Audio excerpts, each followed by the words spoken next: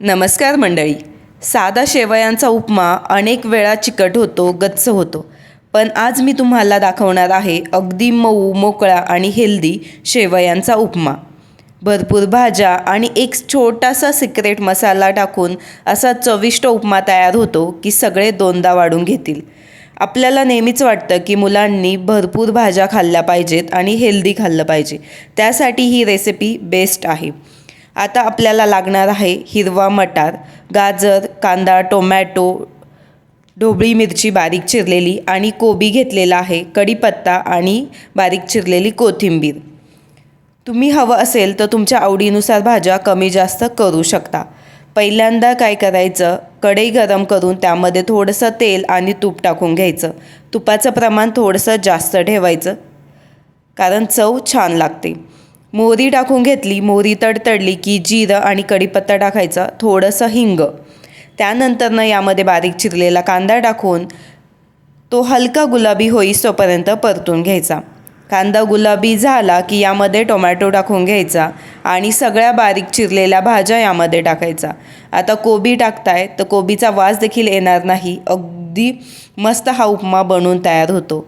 आता काय करायचं, भाज्या जास्त शिजवायच्या नाहीत. थोड्या कुरकुरीत राहिल्या की तर उपमा जो आहे ना तो छान लागतो.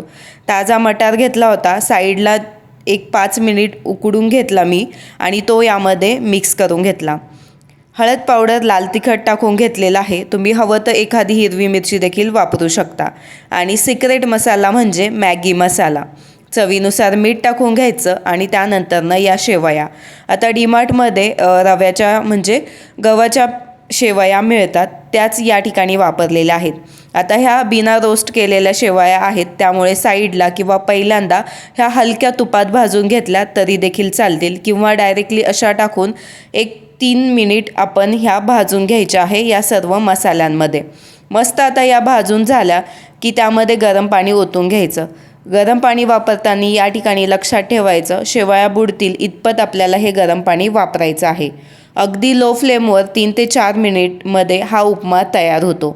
उपमा मोकळा हवा असेल तर एक गोष्ट लक्षात ठेवायची, ते म्हणजे पाणी जास्त वापरायचं नाही आणि शेवयांमध्ये पाणी टाकल्याच्या नंतरनं जास्त हलवायचं नाही.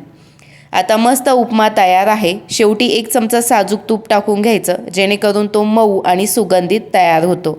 आणि तुम्ही पाहू शकताय किती छान, मोकळा आणि असा रंगीबिरंगी आपला हा उपमा बनून तयार झालेला आहे.